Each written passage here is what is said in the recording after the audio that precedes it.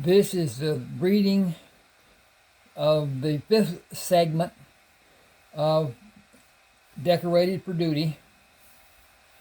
It's a good part. All of them are good parts, but this is especially good part.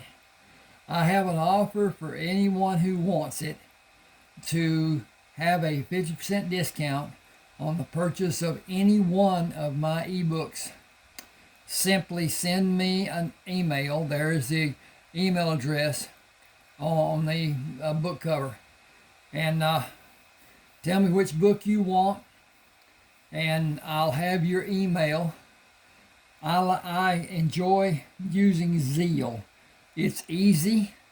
Most of the banks, I believe the bigger banks at any rate, offer it. It's just the same as writing a check, except it's digital.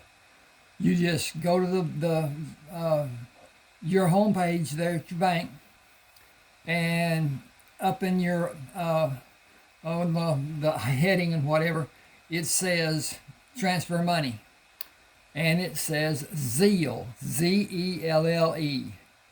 It's a free application, no charge, and pretty easily done. They won't give you a lot of help with it. It's just like them having to do a stop payment on check. They don't like doing it. That's the reason you pay that high price for doing it. But at any rate, send the $3.99. I will send the book in an email with an attachment that you can download and read it on your computer, device, whatever. It's electronic. It's an ebook. I can't afford a physical book. Pretty soon, nobody's going to be able to, with the high prices that they're getting to be, and whatever. But at any rate, once you read the book, once you have time to read the book, once you get into reading the book, doesn't really matter to me. If you want your money returned, send me an email telling me why. I will quickly refund your money. That will do it for us. There will be no continuation for it to be done again. You can then, if you want to buy my books, I suppose you can go to Smashwords and make the purchase there. It would be $6.99. And the second book you buy from me will be $6.99. I worked at doing this for a long time. My first book took me more than 7 years to complete and edit. And for me, that's hard work. I mean, it was. I was driving a truck, and when I had time, I'd get on the computer and write for whatever little time I had before I slept, bathed, did whatever I did on the truck. At any rate, let me know something. Please subscribe to this channel and hit the like button. Those two things help me immensely. It helps YouTube to see the validity of my work. It tells YouTube that you enjoyed or whatever, and at least looked and whatever. And I'm not getting a lot of payment for people looking at ads. None some days. But at any rate, do subscribe and like. If you want to share. Now then, that sharing goes to a list of people or a person, whatever, that you want to share it with, so that I hope they are readers and they enjoy my work. I am 81 years old. I am short on time left on this earth. So at any rate, once I'm gone, I don't believe my wife has any interest in the books at all. She's never read one, and couldn't care less, I guess. But at any rate, that's her doing. She works, she contributes, And so that's up to her. At any rate, subscribing and liking, that is so important. And it helps a lot. At any rate, we're going to start here.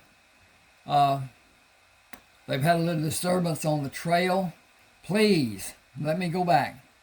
Please go and look at number 1, the first reading of Decorated for Duty, and read the second, read the third, read the fourth, and that will bring you up to speed on what is happening here to some degree. But anyway, those 4 to me are interesting. If they're not interesting to you at third, whatever, first, second, third, fourth, whatever, then 5th part won't be either. So that may save you some time. And you can see what my writings are like and how it's done and whatever. At any rate, I'm going to get a swig of drink here and start.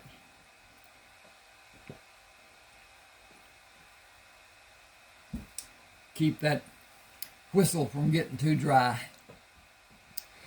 Okay, Thomas, Trevor, and John waited for Matthew to saddle a horse, then rode toward the trees. Thomas and John gradually moved their horses apart from Trevor and Matthew until they were able to flank the stand of trees. Trevor and Matthew also moved apart from each other. Thomas raised his hand, signaling Trevor and Matthew to stop and wait for him to approach the trees from the west, while John approached from the east. When he signaled once more, they began to close the distance to the trees. A small rider sent a horse dashing out of the trees and kicked it to an all-out run, moving away from the men. Thomas pulled on the reins to prevent an excited pursuit by his horse. When the others joined him, he pointed toward the figure who was almost out of sight. That is a girl riding bareback with a rope in the place where a bridle should be, like a hackamore, only less. She only has the rope to stop the horse. She can't turn the horse with the rope. She can only pull back. I don't know what that was. The only way I can imagine she can guide the horse is by using the pressure of her legs. He would probably put you on your ass in the grass if you set up to run and pressed hard with both knees. Trevor shaded his eyes with his hand. She sure scooted out of here fast. Oh. I didn't see a weapon. I think she was barefoot. An Indian in the Nebraska Territory? Could be. I don't know. This is supposed to be Indian lands. Okay. Jacob stopped the wagon by the men. What did you find? I'm not sure. It may have been a girl. If it was a girl, if it wasn't, someone was riding bareback and could ride better than anyone in our bunch. The horse had something on its rear. The front was a solid color, and the rump and hind legs were white and had dark-looking places. Like his rump was painted white, and the dark places were painted all over his rump and down his hind legs. I got a quick look at part of his side and a good view of his rear. I'm looking for the dink over here. There you go. As he was going away, and he did go. He shot away from standing still to full speed in a couple of seconds. Quick is the only word I can use to tell about what the rider did and what he did. She followed the wagon tracks going southwest. I've never seen a horse run like that. I doubt that many people ever have. He didn't move in stages. He started in 4 or 5 jumps. He was going what must be his full speed, and in seconds they were out of sight. Quick, like a full-grown, long-eared rabbit. Carlton pointed. She is going the same direction we are.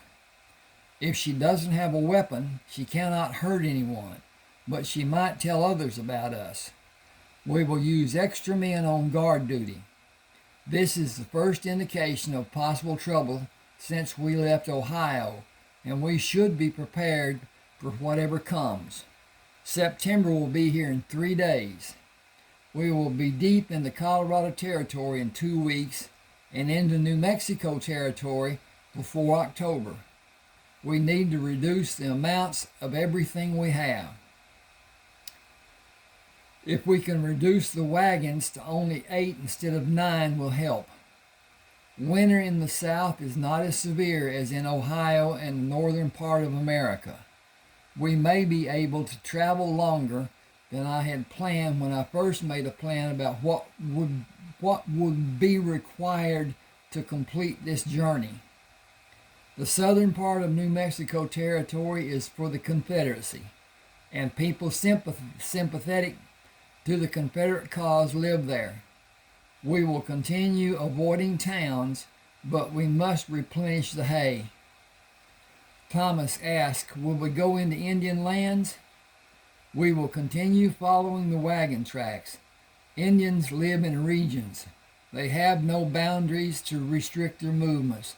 They go where they want to go, but they usually go with a large contingent of grown men and male children over 10 years of age.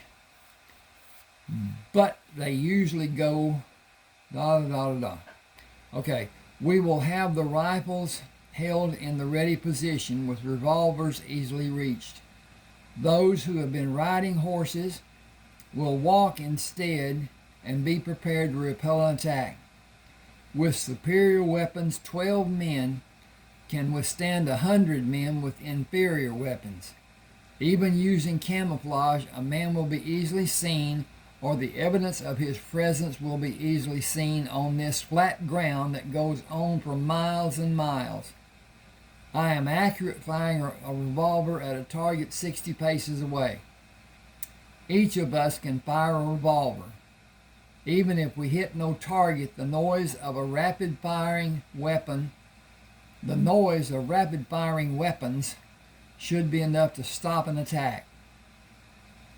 Each man knows how to fire weapons. I know this because you have all demonstrated your ability. To most men, the ammunition seems to be a large amount. We can ill afford to diminish it wastefully. I am the only man proficient with a .22 caliber rifle targeting a running rabbit. We have been fortunate to find abundant game and fresh water. Our water barrels are full, which gives added weight to the wagons carrying the water. We have crossed large rivers on ferry boats, which we will do until we turn south.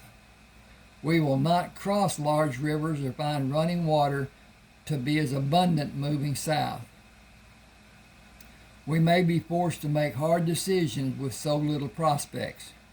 We need the men who are on the horses to ride a good distance from the lead wagon, keeping adequate spacing and alert for possible danger. You all know how to act and react to an attack. Indians use different tactics than we have been accustomed to. Imagine what you would do to attack a superior armed force. Thomas asked, Shouldn't you be one of the men on a horse? That is not my decision to make. We have been following needed protocols. I think it is what is needed. Ride ahead to talk about it with the men. I don't need to, and you are our leader. This is not something that needs to be voted on. Our lives are in your hands. They have been since Springfield, and you finagled our freedom. There is no jealousy among us, but you will act as our leader. You must know that we need your knowledge. We are in a wilderness without an idea of what needs to be done, where it needs to be done, or who needs to do it. We ask for you to lead. All of us ask. We will be quick to follow your orders and appreciate you giving us guidance. We fought using tactics on opposing forces we could see, and we had intelligence reports of their locations, and we could plan our defense or attack. We are lost on this flat ground and going days without seeing a single tree. We are hoping and praying that you are not. I was not the one who detected the horse and rider. It was one of our horses. I will not take your responsibilities from you by being the supreme leader. Every man in our company has abilities and able to act to protect his life and his possessions. I will not have the lot of you waiting for my command and stymie your need to make your own decisions in any fashion. I will sit a horse until it falls to the ground to be a vanguard, but someone in the wagon procession needs to lead, not to command, simply lead, and make decisions about the actions needed for our continuing journey and our return routine during the stops. I cannot focus on observing the landscape and watching for the needs of the wagons and the men. Pick a leader other than me when you stop next. The 2 men riding with me leading this procession will have our own regimen. I will direct our actions when force is needed. A quick response and a strong display of firepower will be key in convincing adversaries that we are not easy targets and will encourage them to withdraw and not return. Running from an adversary is not an option. It will not be done. Being smart in defeating an attacking body of men is the only final result, or we will be slowly slaughtered, one person at a time. Excuse me just a second. I need to check on stuff and see if it's going good and everything's okay and I'm not talking in the wind.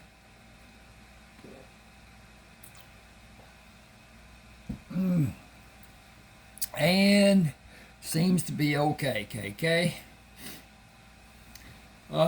Matthew McConaughey would say, all right, all right, all right. See where I was. Pick a little da-da-da-da-da-da.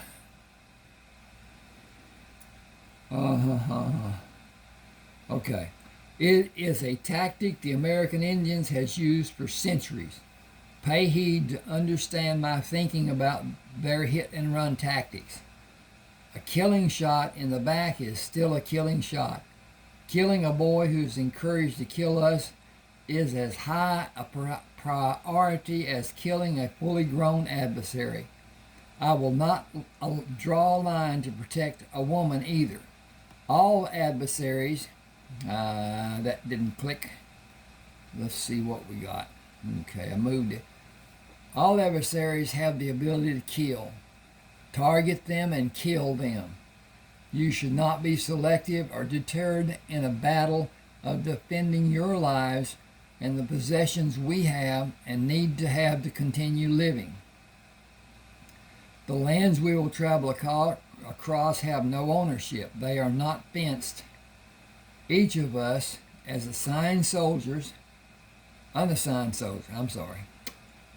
Each of us as unassigned soldiers has a right to claim land that is available anywhere in the United States or the territories from the Atlantic Ocean to the Pacific. We have the right to travel unmolested across this land. We should do exactly that and do it now. Someone is sitting on my horse. Ross and Jacob, you are with me. Not bunched, but spread apart a short distance and alert. It will become a monotonous experience, and it is my hope that the monotony will never change. We must be prepared when it happens. It is not highly probable, but it is certainly probable that it might happen. Riding a short distance ahead of the lead wagon, Carlton pointed at a grove of trees. The trees are too far from the wagon tracks to pose a threat. I will ride between the tracks, move away about 20 feet, but stay close enough to quickly move to my position and be ready to defend. Firing from one of our horses is not advisable, and we will not attempt to restrain them when we dismount. They will stay with the other horses when they are free to join them. We will swap positions when it is needed. The two of you have more area to visually cover and that will be less monotonous for you. The center rider must not allow either outrider to overlook something. You will have the greatest responsibility of the three of us. You have the freedom to talk while searching for possible problems. From time to time, the center rider will go back to the rear driver to observe the conditions behind the wagon and engage him in conversation, and continue up the line of wagons to engage the next driver, and so on.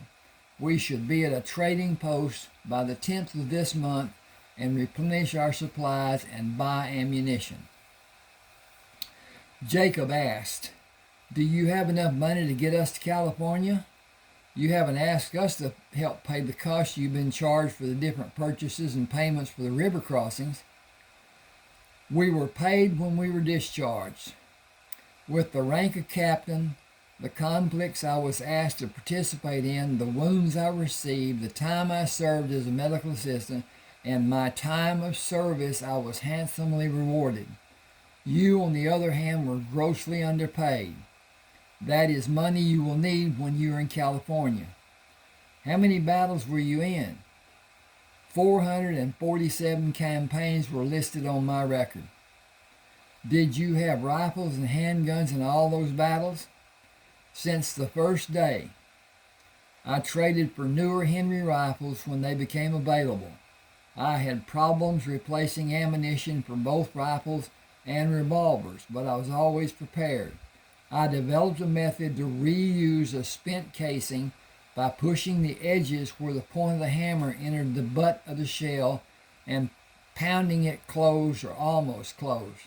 A paper patch was pushed over the affected area, and the chemical that formed the primer soaked the patch, which sealed the small hole, if there was one after the pounding was done.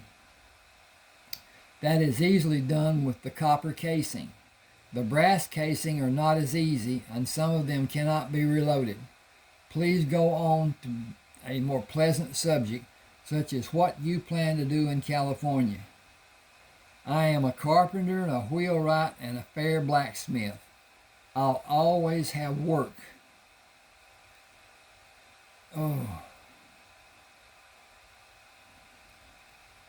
"Having my own place will be a problem. With the little bit of money I have, nobody will need my abilities. What will you do, Ross?" Jacob got to ask questions. I have one that is burning in my mind. "I will gladly relieve your burning if I'm able." "You were in 447 battles. I'm not that good at math, but I can multiply with tens. Did you kill more than 10 men during those battles?" "Some did not have many men, and others did not last long. I cannot answer your question truthfully." "Can I ask another question?" "Fire away." "How did you manage to live after you were shot 22 times?" "None of my vital organs were severely injured." "But 22 times? You don't limp and you aren't ever sick. You have the use of your arms and hands. You don't show signs of ever being wounded." "I was shot 9 times in the top of my shoulders and into my back when I was face down in my preferred fighting position. I was never wounded in my head, which is totally amazing to me. Twice I was shot in my back when I thought the battle was over. The men who shot me paid the price. Once I was shot high up on my hip, with the same circumstances and the same outcome. 7 times I was wounded in my torso while I was advancing on Confederate positions. I fought until those battles were won. The most recent wounds were in my leg and in the hollow of my thigh. No bones were severely damaged. 2 ribs on my left side were struck in different wounds, but they were not broken. I used compounds and herbs to treat my wounds and stop infections. I used practices the so-called doctors say are worthless. I think I am proof they are valid treatments." Jacob said, "I saw you shoot so many men I lost count. You saved lives that day. I am thankful for that. I was wounded and couldn't do anything for myself or anyone. You big baby. It was little more than a flesh wound. It sure turned my apple cart upside down. Carlton laughed. My apple cart was wrecked so many times. I lost track of the number, and I was given a paper that has a figure of a man that was supposed to be used to record my wounds. Many of the descriptions and locations were written and not drawn. I will forever think of the waste of thousands of young men's lives that were lost for a purpose that escapes me. Why are we fighting? What is your opinion? I don't know for sure. Some say for equality. I don't know what that means. Some say to free the slaves, which I think is a good thing. But where will they go when their owners tell them he is not their caretaker anymore? Aren't slaves the property of the owners? Will the owners get paid for losing slaves? I have more questions than answers. That is pretty much all I know about the war. Got to change the page. It was the belief of many prominent men that the duration of the war would be a show of force, and the men of the South would bow their heads to the demands that would be their victory, and that would be their victory. It has been more than 3 years and no end is in sight. Young men die almost daily. I will go back to check on the wagons and the men. If you find a good spot to stop, we can have our noon meal, a place with trees for shade from the sun. Ross pointed ahead. There? It appears to be a nice stand of trees. We will not take long after the horses are watered. It is a beautiful day. We have been fortunate to have had so few stormy days, and the light showers were simply refreshing. Carlton and Jacob watered the horses and joined the others under the trees. Ross hung a ham and sliced a portion. We only have 12 of these left in 13 days before we get to the trading post. It may not have anything we want. I like rabbit meat, but not as much as ham. Carlton cut off 2 pieces. Did you see pieces of rabbit in the wagon? I did not look. I'll check and walk away from the trees. Thomas said, we appreciate you being so considerate. It is little enough. He went to the back of one of the wagons David sent to take a roll of paper and 4 pieces of rabbit that he had wrapped in a clean handkerchief and placed the 2 pieces of ham with them. Tied a length of heavy yarn around the 4 corners of the handkerchief and went to the opposite side of the trees from where the men were having lunch. He reached a low branch to tie the yarn and suspend the meat, then walked away from the trees to relieve his bowel and bladder. Finishing, he said, cleanliness is next to godliness. Taking the roll of paper deposit in the wagon, he took the empty plate back to slice more ham. Cold camp. Our life will not always be this way. We are sacrificing to have a better life than we could have back east. Thomas asked, why did you choose California? Excuse me a second, need to check on this again. And it seems we is okay.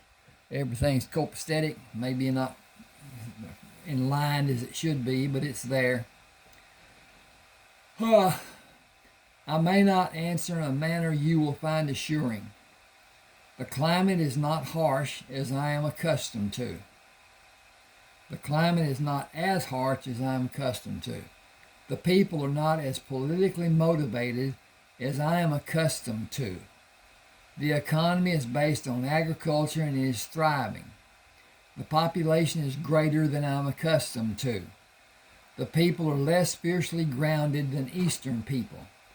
I can live without a neighbor having influence on my ability to do as I feel is right for me. There are so many other reasons that are less defined. Gold is one of those reasons.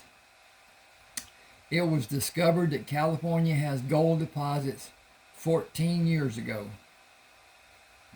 Obviously, what was easily found was removed to be sold. Where it once was, it may still be in lesser quantities. But an ounce of gold is an ounce of gold no matter how long it may take to find and possess it. Land is free to be held as a homestead in some cases. It will be an adventure every day. Thomas stood up. It is time to water the horses and leave. Remember to check the firmness of your saddle cinches. Carlton stood up and cleaned the plate with grass and gave the plate to Tom. How are you faring? I am growing stronger and my hand strength is better. I'm worried about what I'll do in California. I don't have money, but I guess I can find work and get by. Ease your mind. You will stay with me. We will find the way. What we have now is not what we will have in California, but what we have now beats the prospects of a prison camp, doesn't it? I am thankful every day for that not happening like it would have. That was a travesty of civil war. Pray it never happens again. Better prepare yourself. I am glad you're with me. You don't know how glad I am to be with you. Every man with us is too. Carlton became busy adjusting the saddle until Ross and Jacob rode their horses to him. We're ready for another ride. I'll finish with this and catch you. Keep a sharp lookout. He watched them ride by the moving wagons and delayed leaving until he was satisfied they could not see when he rode away from the trees. Riding around the trees, he retrieved the bundle of meat, rode back to the side of the trees where they had lunch, and tied the bundle where it could be easily seen. Riding around the trees, he turned the horse to the west and let the horse choose the gait it would maintain until he asked for more speed. He looked over his shoulder and allowed the horse to continue following the wagons. He was about to overtake the rear wagon when he saw a horse and rider at the trees. Waving his hand high in the air for the person to see, he urged his horse on to Jacob and Ross. Isn't this a beautiful day? Jacob pointed west. California is out west, but we aren't headed straight west. Why is that? It is a great barrier called the Rocky Mountains. Wagons can make the journey, but not without back-breaking work and only during the heat of the summer in some areas of the mountains. I read that slowly and I shouldn't have. People place trust in a man they do not know to guide them through the passes and keep them safe. I am not so trusting. We will cross over the southern mountains, which are much less demanding. My greatest concern is the lava fields we must go around. We will see them next year. We cannot continue this journey later than the end of October. The sparse grasses will become less vigorous sometime in September and become dormant in October, early November. We cannot carry enough food for the horses without a sufficient amount of green grass along the way. A slight noise brought Carlton to be fully awake. The fire was burning low, and he heard John and Matthew talking in whispered tones. He stood up and let his shadow cast on their positions.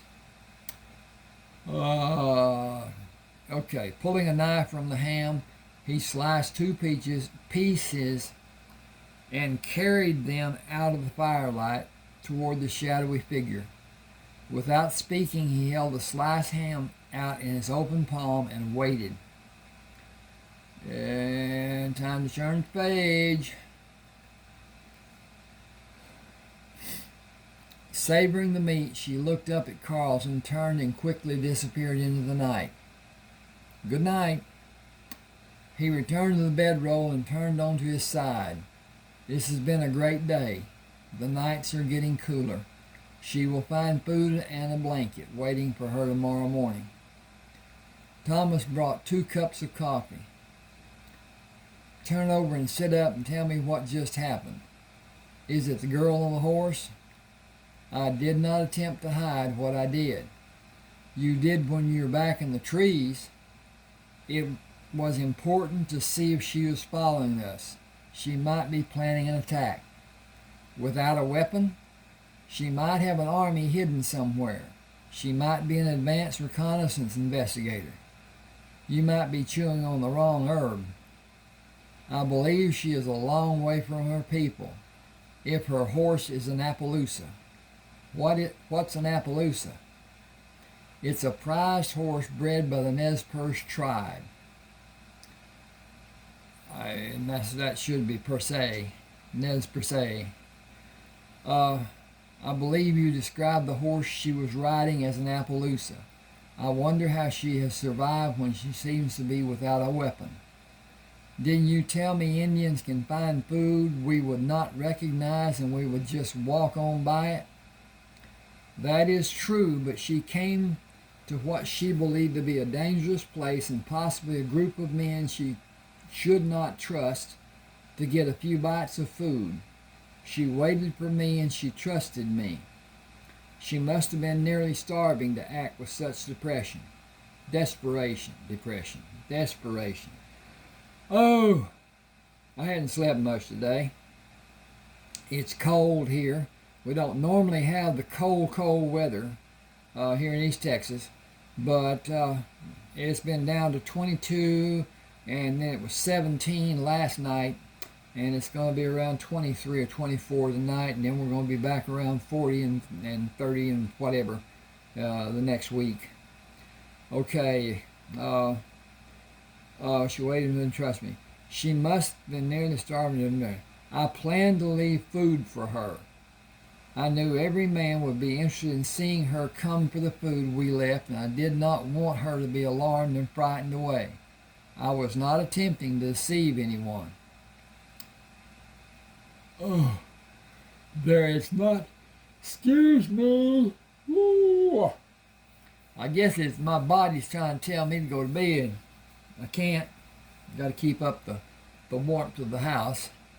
But at any rate, there is not another man who can manage a woman like her if she comes with us, which is what she should do if she is indeed far from her people.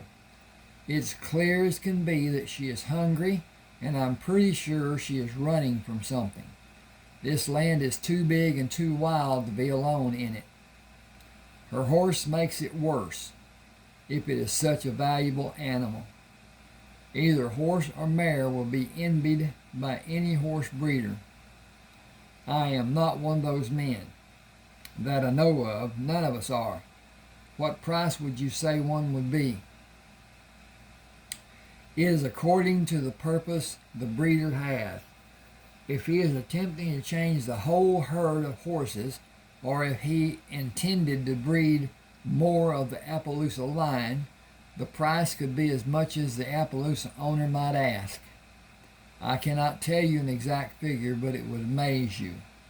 They are reported to be the best stock horses ever bred, and they have the best endurance of any horse. They are extremely intelligent and very strong animals. He finished the coffee.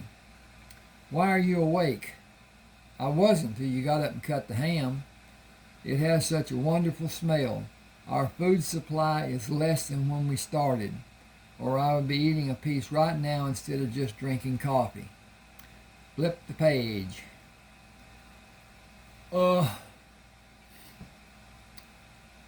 If she comes with us, men will try to take the horse.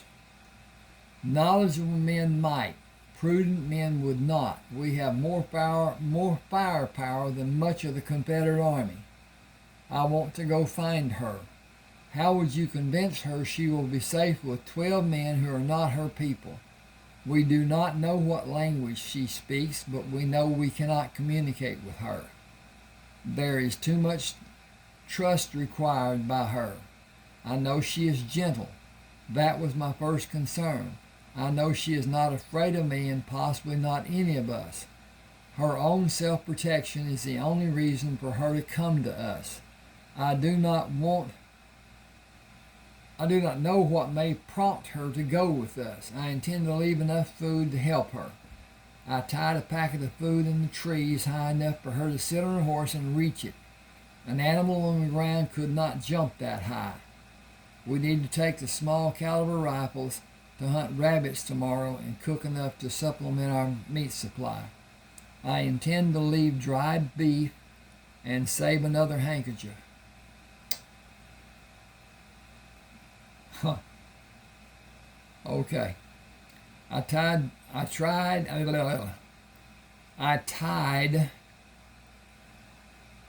oh, I lost my place.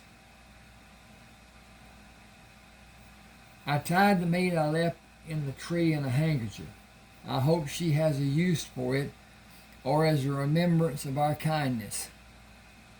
I have never known a man like you. You're the biggest man I've ever seen. I have not had an occasion to see what you might do in anger. I honestly hope that day never comes. You care more than anyone I have known, and I know it is bad to say, but you have sent more men to their Maker than I ever imagined could be done. But you take your time and care about an Indian girl that can only bring you problems. Men in the East will spit on you if you are seen with her. You will be reviled. I have never fit the mold of any society. I was threatened with banishment for fighting, when I fought to be treated with kindness in a society that abhors violence. I protected myself when I was abused, and I was accused of being a troublemaker. I joined the army to get away from that society. Before the war started, when it was declared, Colonel Jacobson came to see my uncle and brought the news. He helped me get away from the medical tents and to be under his command. I served him well. I saved his life partly because I was the reason he was shot. He sat in Colonel Forrester's tent and ignored me when we left. He did not wish me well or acknowledge my presence. He was all Army that last day. General Grant said thank you and showed his appreciation by giving me all he could. I gave my respect in return by leaving weapons and ammunition the Union soldiers need. We could have taken so much more than we did. What appreciation did General Grant have for a simple soldier? I heard he was a gruff, tough, drunk of a fighting man. He is far more than that. He is kind and caring, and he appreciated my service and yours. But that is what we are all wondering about. You enlisted and you were a captain when we turned out. You have a story we are all curious to know. Every detail is only known by you. We all know you were reported to have the most kills by a Union soldier. What number is that the most? That is the biggest question we have. I know it must be hard for you to remember or relive those times. You told me you fought in 447 campaign skirmishes and that some did not last long. If all those Confederate men were killed, who reported the number that were killed? Union soldiers. Spies in our ranks reported to the Confederates. Think of that. Men who wore our uniforms spied on us and reported the information to our enemies. I have been trying to calculate the number of men you sent to the pearly gates. The Henry fires 16 rounds. You had 2. The Colts fire 6 times. That is 42 times you might have fired your weapons. Did you fire that many times in one battle? I sometimes fired more than that when I had the Henry rifles with a live round in the firing chamber and 16 rounds in the tubes. In many battles, I emptied the guns and reloaded the revolvers because they were faster to load and the ammunition was easier to get from the armory. That isn't an answer. I do not have an answer. I was following orders. I was spending my life by taking the life of an enemy. If it was such that you took out 10 men in each skirmish, the figure would be 4,470 men. It was more than half again that figure. Half again? Easily. Except a few had less men, and the last one was one of those. Some days the battles lasted hours that seemed to never end. There were days I used all the ammunition I carried with me, and I was forced to stay on the ground and wait for the all-clear signal. Excuse me. Hope that helped. I heard that no man was involved in that many battles other than you.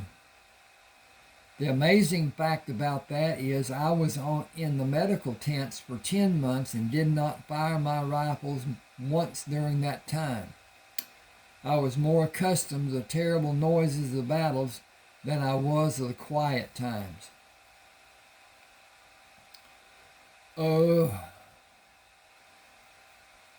More than the figure we were told? It is difficult to believe, but consider the number of battles I was in.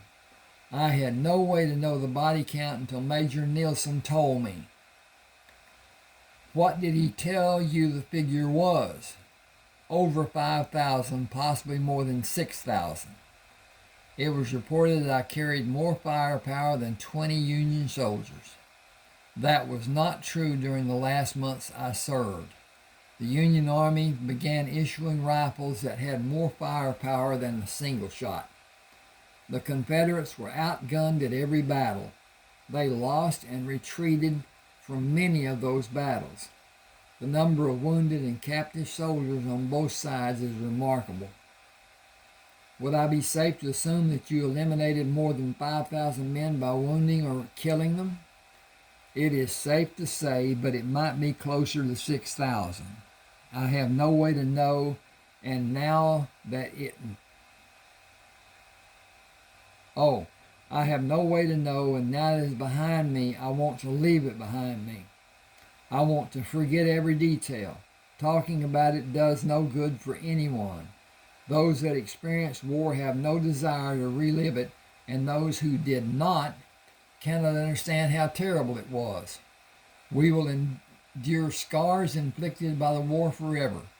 We will forever be in readiness for what may be coming. We will never overcome that extra desire to survive. We walked, ran, crawled in the shadows of death. That cannot be understood by a person who was not in the military or lived with the threat of dying. I lost my best student and my best friend. I saw him die. Rayford Coleman was a hell of a fighting man, and he had so much to live for. I miss him every day. I will miss him the rest of my days. He placed the cup on the ground, rolled on his right side, and pulled the blanket up to his ear. Good night, Thomas. You have my permission to tell the others what you may remember. I hope that will put the questions to rest, as we should be doing for each other.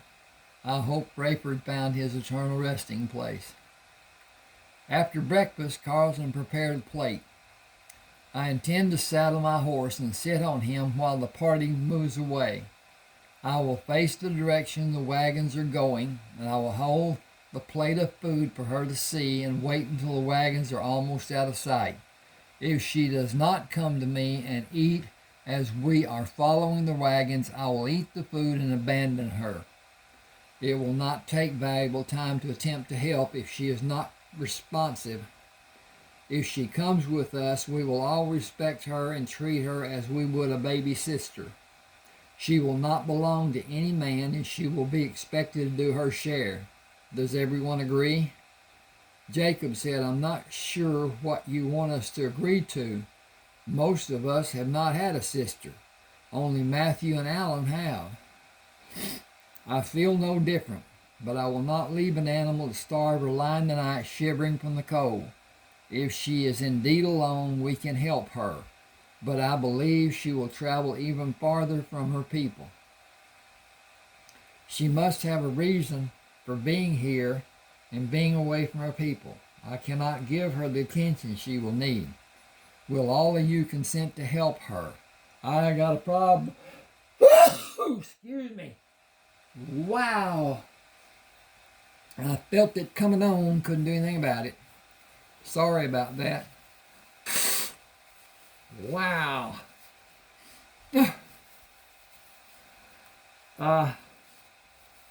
That was not intentional. Okay. I got to do a little repair work here. Oh, I'm going to do that. Back that up. Make that a capital. Oh, most of us have not had a sister. Only Matthew and Alan have. Okay, that's 2 sentences. Hang with me just a second. I need to relieve, I hope, something, maybe.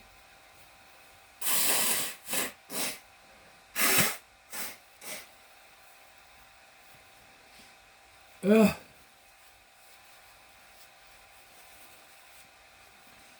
wish I understood why we sneeze.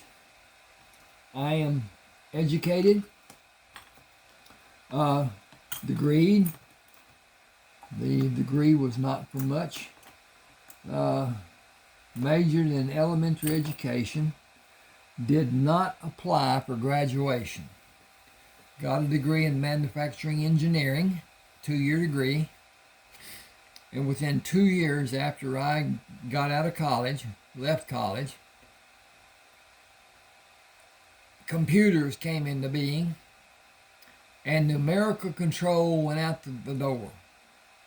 Numerical control is for better, less than whatever in description, it's a tape that runs through and with coding as it is, guides the machines that it instructs with that tape.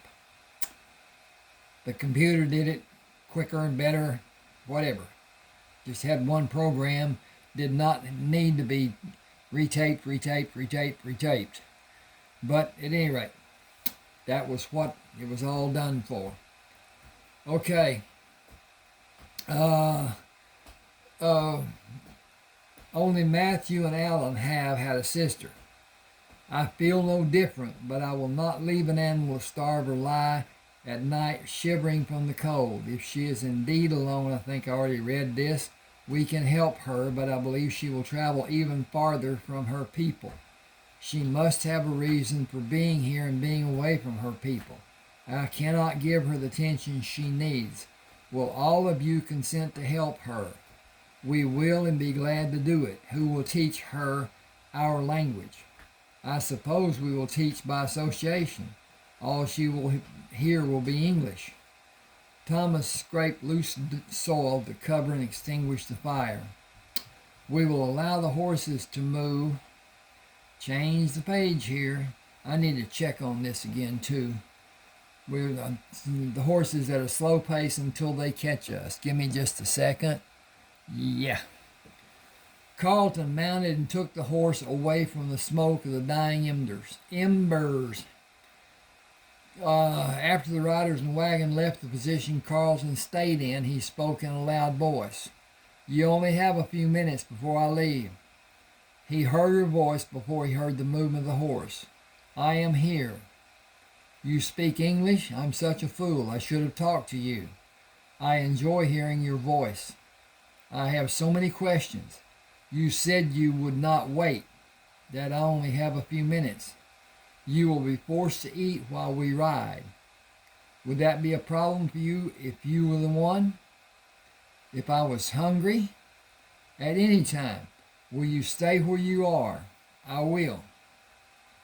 He pulled in the reins to back the horse and look at the Appaloosa, pushed his heels into the side of his horse, and turned him to move around the Appaloosa, stopped and admired a beautiful woman. You are no girl. Are you as old as me? I'm 21. When will you be 22? At the end of March next year. I am older than you. We should go. We can walk the horses until you finish eating, but you do not need to hurry. I have been eating roots and small animals. We have been hunting rabbits for meals and eating ham. It is not cured to allow the original taste to remain. What is your name? My name is Carlton. I was named Mihel Hea How Pichukuji Baba. That's first tradition. In English, it means morning dawn. I couldn't pronounce that. Mi Iwa Halsh Pawan Ma. Boy, can you believe that language? In English, it means morning's dawn. My father called me Joy. Will you give me freedom to ask questions that I may not know if they bring you sadness? Why am I here? That is one of my questions. The troops make war on my people because the white men want our land. It has a plentiful amount of low-grade gold. I have much gold buried in this half-filled pouch under my right leg. Men have tried to steal Amicha. She outran them. I have searched for a place with people who will allow me to live near them. I have not found such a place. You will be welcome in California if you come with us. It seems the only way. Click. You can continue as you have been. You will allow it. I will not stop you. I will let you keep your pride and follow you, but I will not make trouble for you. We will handle any trouble that might come. You have many guns. Have you seen them? One is in the boot, and you wear two. Do you have more weapons in the wagons? That is lesson number 1 for me. I gave no thought to my response. I will remember and understand that you're an intelligent woman. I will show you respect. I apologize. We have much to learn about each other. I will enjoy our time together. Do you have a plan to leave us? No one knows what tomorrow brings. Overtaking the last wagon, Carlton said, "Good morning, Tom." "Gol dang, she's pretty. Why don't you ask if she wants to ride with you? Why would you want to sit back here and watch the ass end of John's wagon?" Ask another question. How are you this morning?" "I am fine, thank you. I might ride with you sometime. You may have information that could be useful to me." "Well, I sure did not expect you to talk English to me. Pardon me, if you will." "I did not know what to expect from you either. We both blundered." "Your English is better than mine. I'll be happy if you stayed with us if you can." "It's a mighty pretty horse. I call her Angel. She will come to you if you call her with your hand behind you. Of course, you should have a treat for her. She will expect it." "Thank you, ma'am." "You honor me, Tom." Carlton said, "I am needed at the front. If you will, please excuse us. Remember here, at the rear of this train. I anticipate talking to you later, Tom." "Yes, ma'am, me too." Continuing, Carlton spoke to John as they moved by his wagon, then Trevor, then Clyde, then Kenneth, then Alan, then John, then Matthew. They slowed their horses beside Thomas. "I'll be hornswoggled. You have to be the prettiest woman I ever seen. Was the food tasty?" "I appreciate your compliment and for providing my breakfast." "Both were my pleasure. Can you teach me how the people cook?" "I will try, but will you be an attentive student?" "We are a long way from our homes, and we have not taken time to cook a proper meal, other than occasional rabbit. Your cooking will make you a favored member of this clan of wayfarers." "I hope to be. I am called Joy. What is a wayfarer?" He tipped his hat. Samuel Thomas, ma'am. I'm a wayfarer is a poor traveler. Will you favor me and ride beside me sometime? I don't believe anyone would volunteer to sit on this slab all day if a horse was available. I will not be able to ride Angel much longer. She will foal late next month. We will be somewhere in New Mexico territory next month.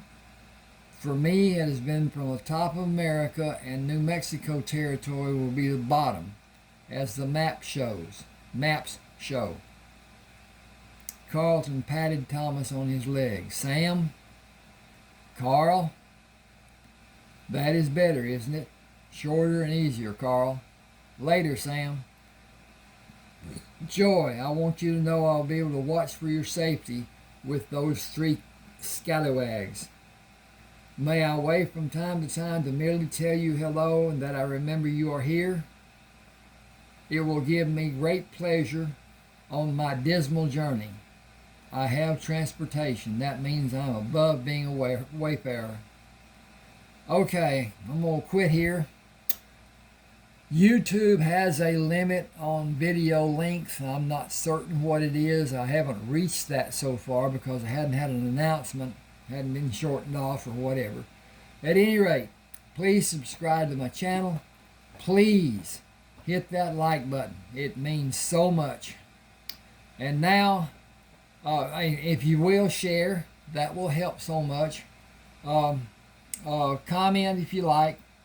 If you want a book, let me know, and we'll work something out for the good of both of us.